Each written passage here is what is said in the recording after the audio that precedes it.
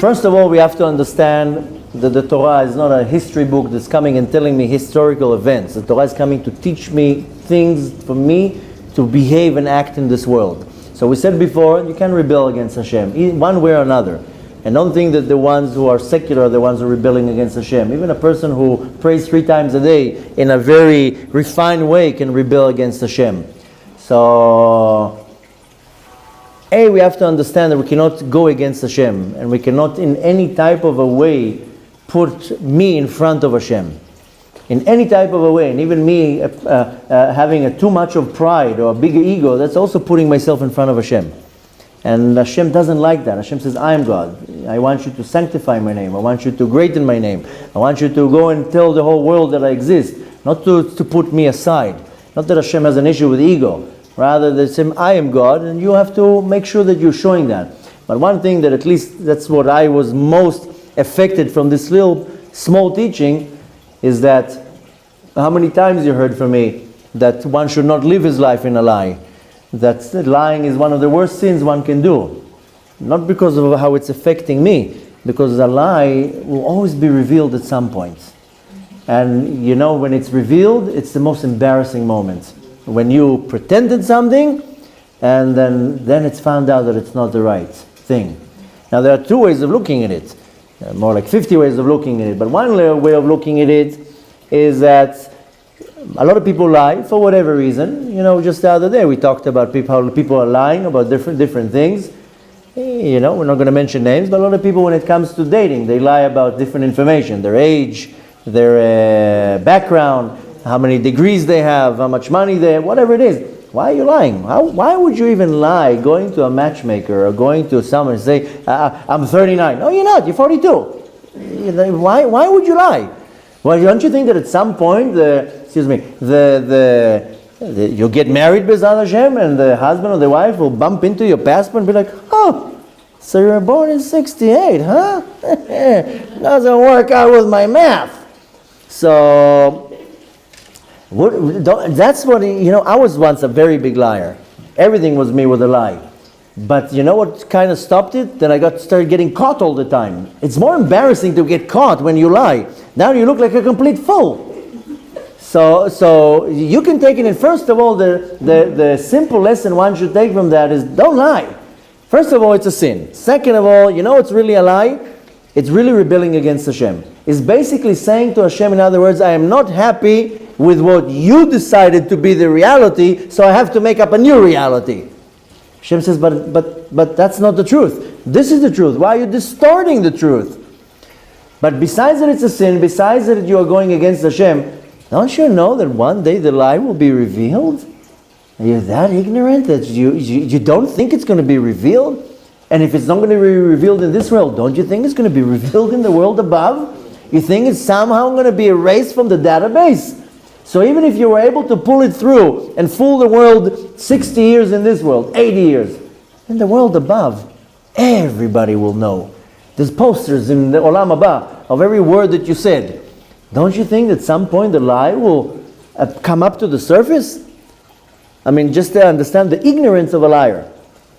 But another thing to take from that, this is just simple out, it's very easy, just don't lie.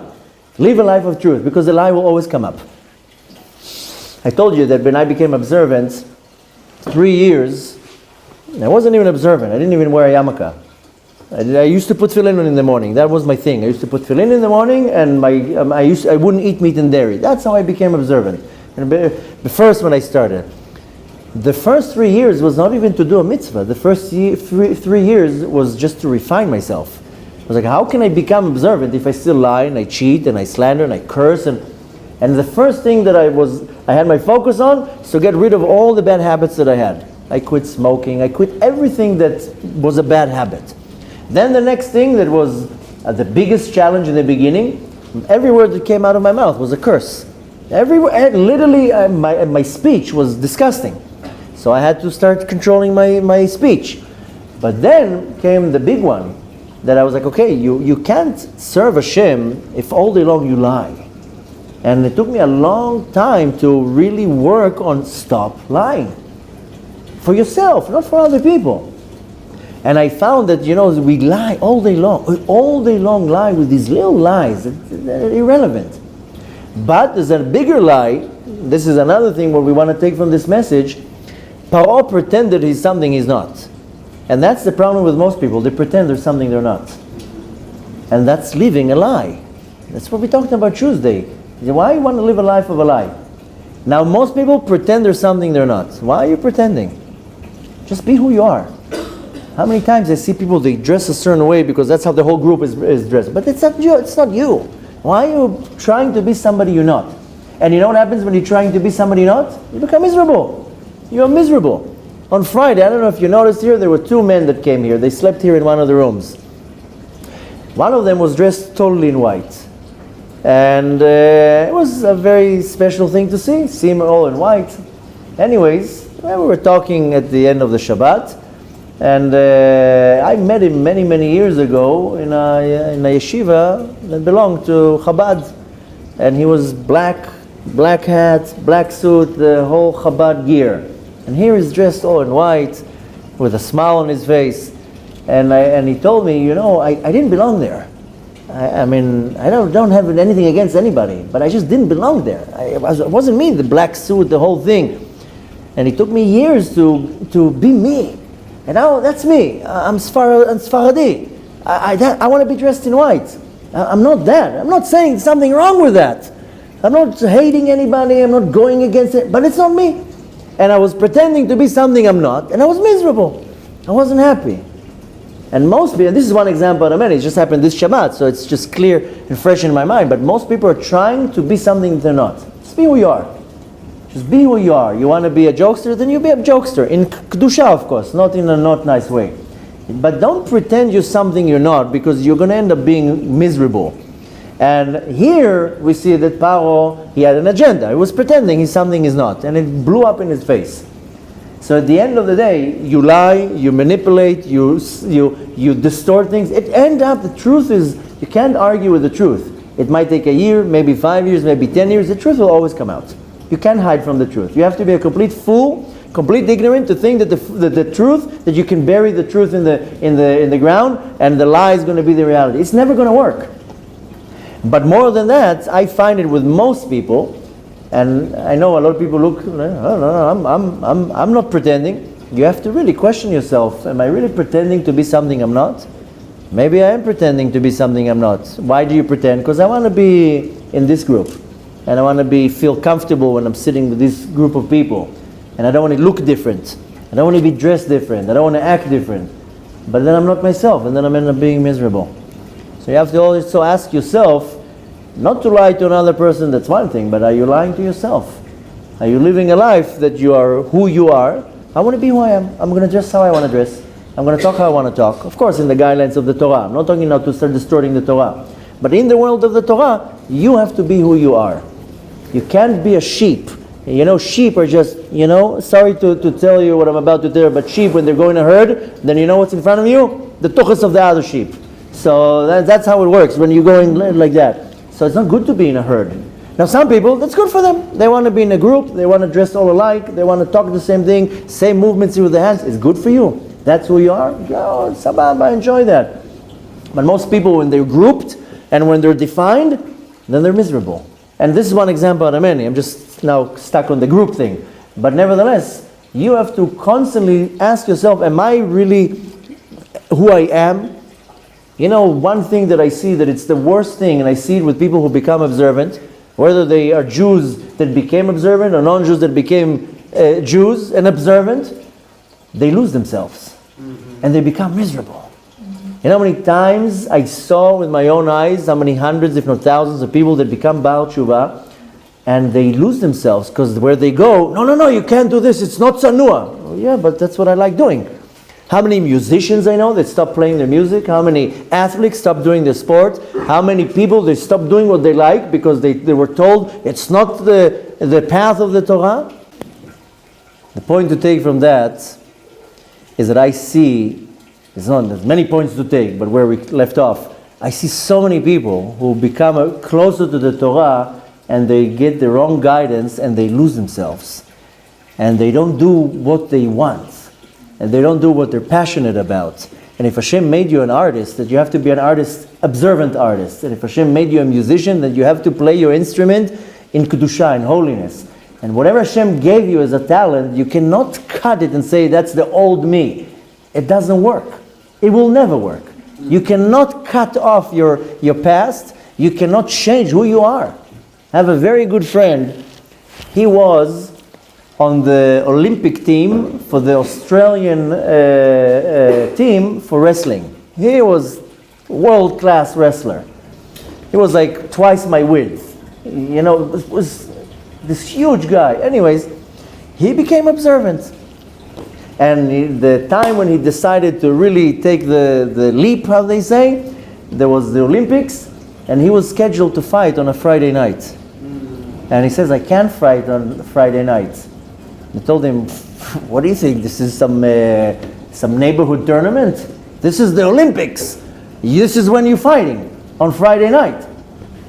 He says, I can't fight on Friday night, it's Shabbat. And they wouldn't let go. He took his bags and he said, bye-bye, and he left. And he became observant, of course, went to yeshiva, and he was growing spiritually, but the yeshiva that he went to, they told him, you can't work out, you can't do wrestling anymore, it's not this, it's not that. He lasted maybe 3 years. And now he's back on some beach in wherever he is. I'm not going to give too many details, they're not going to be Lashon Hara, he has a gym, he's not observant anymore. Not because he has a weakness or some resentment to the religion, because how he was acquainted to the Torah, no, you can't do this anymore. But that's my passion. That's my passion. You know how many heroes, how many wrestlers we had in our history? So the point you want to take from that is the external part. Yeah, don't lie. Just don't be a liar. Lying is, Hashem cannot send liars. I can tell you from my own experience, if you want to impress Hashem, don't lie. If you want to get on Hashem's nerve, lie. Hashem cannot stand liars. You know the seal of Hashem, we talked about it on Tuesday. The chotemet, the seal of Hashem is chotam ha'emet. It's truth. Hashem is just truth. Nothing but the truth. Moshe Rabbeinu, Moshe emet. Torah, Torah emet. Akol is emet. So you want to live a life of 100% truth. But take it to the next level. Paro was a fraud, he was a fake, he was a phony, and it blew up in his face. So we're not in the level of Paro, but you live a life of being fake or phony to yourself, it will blow up at some point. And you know what would most blow up? That you become miserable and depressed because you're not who you are. And you have to be who you are. Hashem created us in such a way that He wants everybody to shine in their way. The way to see, you know how I see how Hashem created us? Hashem is an artist, He's a painter. A painter, an artist, he needs a lot of colors. How many colors are out there? We had already a class of colors. There are 7 colors. But when you take different colors and you mix them, you get so much. You get infinite amount of shades. Infinite amount of shades of blue. Infinite amount of shades of green. And so forth. Can you imagine how boring a picture would be if the whole picture was blue? The whole canvas is just blue. There's nothing there. But you need to make something there. How do you make something? Then you have to start making different shades. And a good artist, a good painter, can make with paint, the picture looks 100% alive. Just look in a picture, in a good picture, a good painting, not a picture, how many shades are there? Same thing as Hashem. Hashem is the artist, and we are the paint. So each and every one of us is a different shade. So we're all different. We have to be different. We cannot be the same. Some of us are the same, but the most of us are different. So you are dark blue and I'm a light blue. So you have to be who you are, and the more you live who you are, then you shine to the world. What the world needs.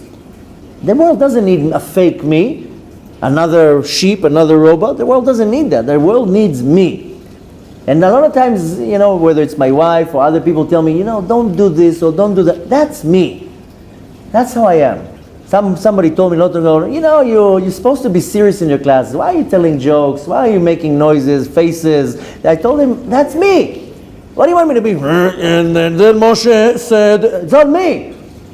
I looked to you serious. Come and meet me 25 years ago. I was, the the center of attention. I was the jokester. So you have to bring it into Kedusha. Imagine how boring it would be if I would be like, and the Torah says that you have to spice it up a little bit.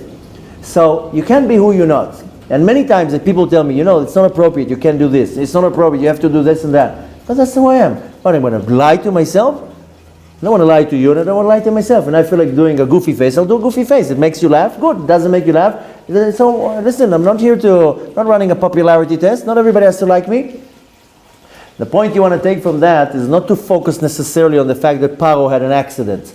That's his problem. Is what I take from that is I don't want to be fake with myself. I don't want to fake to Hashem. I don't want to fake to people. I want to be who I am. The Torah will come and tell me what are the guidelines. The Torah will tell me this you're really not allowed to do. Okay, the Torah says I'm not allowed to. I'm not going to do it. The Torah is the center. Everything is around the Torah. But you want to take from that, there's a few things we took today, but you want to take from that, don't live a life of deception, that you're not who you are. Because the end result will be, you will be miserable, you will be depressed, you're going to be living a life that you are not happy. You want to be who you are, shine in the colors you're supposed to shine, dress how you want to dress. You want to sing according to the Torah, what the Torah says. You want to dance, you want to jump up and down, you want to be an athlete. You don't change yourself because you're going to end up losing yourself. The point of becoming observant and close to the Torah is to refine yourself, not to change yourself. And that's a huge difference. That's when I've been to many yeshivot and I didn't like neither one of them. And not because they didn't teach good things, because they all had a very crooked way of bringing the Torah in. And I didn't like that. I liked the Torah, I liked the rabbis, I liked everything. But it wasn't me.